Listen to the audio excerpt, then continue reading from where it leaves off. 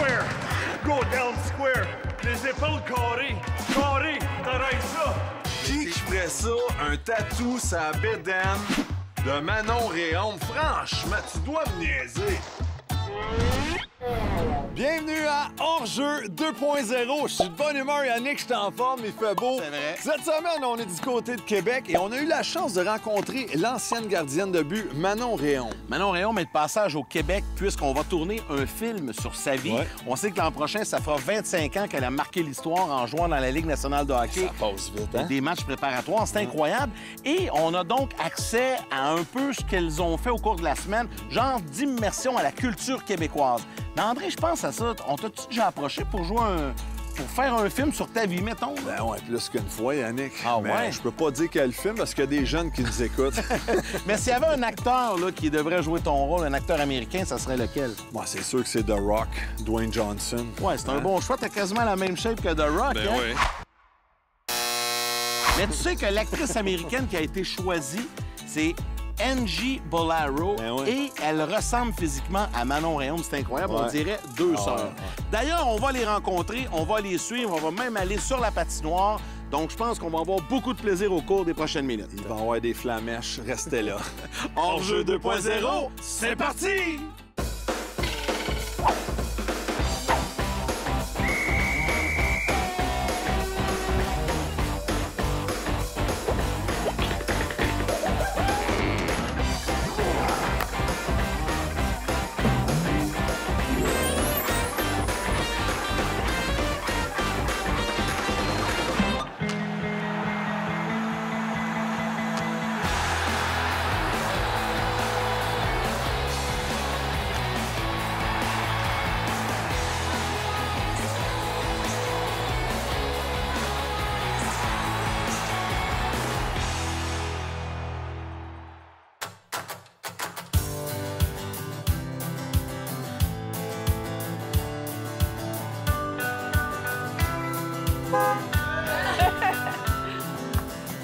Allô, allô? Bonjour, ça va bien? Bienvenue chez mes parents? Oui, ça va beau à Québec. Oui. Ça va, Manon? Oui, ça va bien. Allô, Bonjour.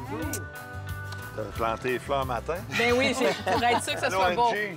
Bonjour. C'est toi qui vas jouer Manon au petit écran? Oui, exactement. La ressemblance. C'est incroyable. Oui. Wow! Oui. Wow! Comment c'est arrivé? Vous vous connaissiez? Vous êtes deux sœurs, deux cousines? Je sais pas. On se fait dire ça partout qu'on va, ils se demandent si on est deux sœurs. Tout le temps. Puis, oui, la première fois qu'elle m'a rencontrée puis qu'elle m'a dit qu'elle voulait jouer, qu'elle voulait faire un film sur moi, puis c'est elle qui jouerait le rôle, je l'ai regardé, puis on s'est regardé, puis c'est comme bizarre de se regarder dans le miroir. Et là, Angie, t'es en immersion française depuis quelques semaines à peine. Oui. Whatever you say. L'immersion, c'est un peu gros, ça. Ouais, c'est vrai, c'est vrai. French immersion. Ben non, Oui. c'est comme ça en anglais, yes. Oui, pour 10 jours. 10 jours. Oui. Your French is good. You understand? Un A peu. little bit. OK. Donc, aujourd'hui, on se promène dans les souvenirs, la jeunesse où tout a commencé, Manon, c'est ça? Oui, ben c'est pas ici que j'ai passé ma jeunesse. Je restais au Lac-Beauport, qu'on va aller voir plus tard. Mais mes parents sont ici, puis quand je jouais professionnel, c'est ici que je revenais pendant l'été. Puis là, cette semaine, elle a pris ma chambre, fait que moi, je dors sur le divan. C'est correct, ça. C'est correct. Bon. Fait qu'on va aller voir ça. Parfait. On vous suit.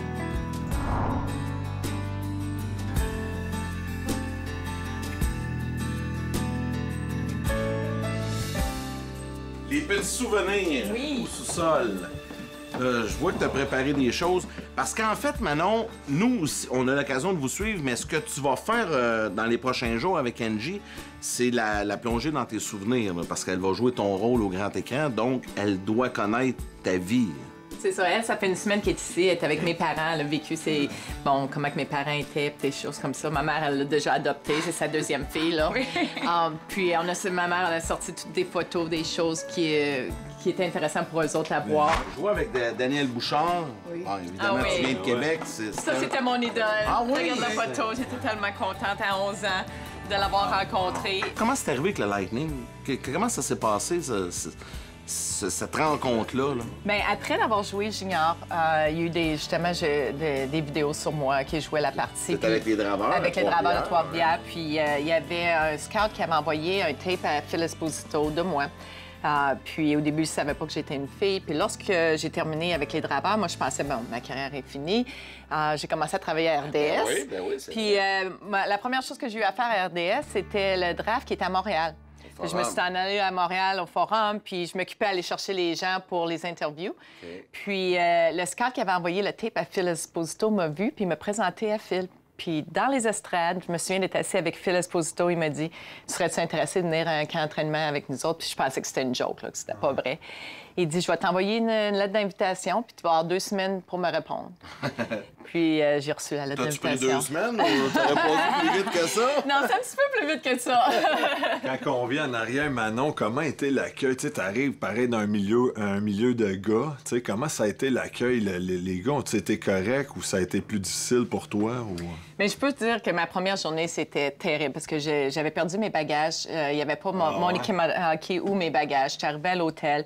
On avait un meeting, puis tu sais c'est quoi les meetings de la Ligue nationale? Le premier soir, on rentre on était dans une salle, puis j'étais allée m'asseoir en arrière. Je voyais qu'il y avait une couple de joueurs qui étaient français. J'ai dit, je vais m'asseoir en arrière là.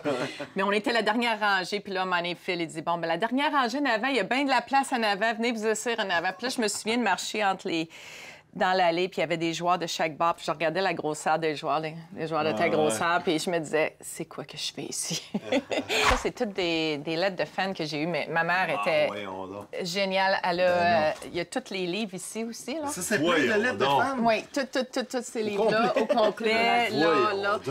Parce que ma mère se disait... j'en recevais tellement à tous les jours, j'avais pas le temps de toutes les lire, mais c'était important pour moi de renvoyer les cartes. S'il m'envoyait des cartes, je signais les cartes, mais j'avais pas le temps de toutes lire les lettres. Donc, elle m'avait dit, je veux les garder parce qu'un jour, tu vas peut-être vouloir les lire. Puis elle avait toutes gardé les lettres. Puis c'est drôle, là, parce qu'on s'est remis à lire des lettres, puis c'est incroyable. Un jour, avec tes petits-enfants, là, tu vas pouvoir regarder tout ça, là, ça va être la fun. Qui ferait ça, un tatou, sa bédaine de Manon Réaume? Franchement, tu dois me niaiser. Comment est arrivée l'idée du film? Mais ça, c'est... Oui, c'est moi. Mon père m'a dit que dans le NHL, beaucoup de femmes ont joué. Ouais. Et j'ai regardé pour la première fois. La première femme, ouais. Et c'est ça, mais c'est tout. Pas beaucoup de femmes. La première fois qu'on a embarqué sur la glace ensemble, j'y ai dit que j'amenais l'équipement parce qu'elle n'avait pas d'équipement. Puis je me souviens qu'elle m'avait envoyé un texte qui m'avait dit est-ce que j'ai besoin d'amener un sweatshirt pour mettre par-dessus, un coton ouaté pour mettre par-dessus mon équipement? Puis là, je regarde ce texte-là, puis j'avais mon gars qui était gardien avec moi, puis qui était supposé nous aider sur la glace. J'ai dit, oh mon Dieu, j'ai dit, ça va être long, cette journée-là, c'est la glace avec elle. Puis j'étais tellement impressionnée au début. Elle savait patiner, mais c'est la première fois qu'elle avait un équipement. Elle avait de la misère à bouger un petit peu au début de la pratique. À la fin de la pratique, au hockey, toi. Elle était tellement meilleure. C'était incroyable. As-tu gardé, Manon, tu sais, à l'époque où tu as joué professionnel, je sais pas, des pièces d'équipement, un chantier, souvent, André, il y a ses chandails qui a joué. En as-tu gardé? Oui, j'ai gardé. Une chose qu'il fallait que je garde, c'était le plastron que j'ai joué, parce que j'ai pris le même plastron que j'avais quand j'étais pee-wee. Ah oui? Puis mon père avait rajouté des 2 morceaux de plastique en avant. Mais puis quand je suis arrivée à Tampa Bay, il y avait un gros plastron pour moi dans la chambre de hockey. Je l'ai mis, puis je n'étais pas capable de bouger. J'ai dit non, je prends pas ça. Je vais prendre mon plastron quand j'étais pee-wee. Mais après une semaine, j'avais des bulles partout. Ils ont commencé à rajouter de la protection dessus, mais je l'ai ici. Je sais pas s'il y a quelqu'un aujourd'hui qui irait dans un camp d'entraînement de la Ligue nationale avec un plastron comme ça. Parce que vraiment, la protection, il n'y a absolument rien. C'était... Do I have to play in this? That's what I was going to say. C'est la seule chose que mon père avait fait, c'est qu'il avait mis 2 morceaux de plastique, mais il n'y a absolument pas de protection là-dessus. Voyons donc une shot de Hall mécaniste là-dessus. Là. Angie, you want to try it on? Okay.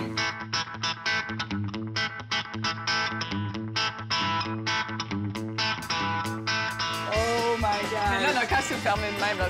C'est ce que j'avais.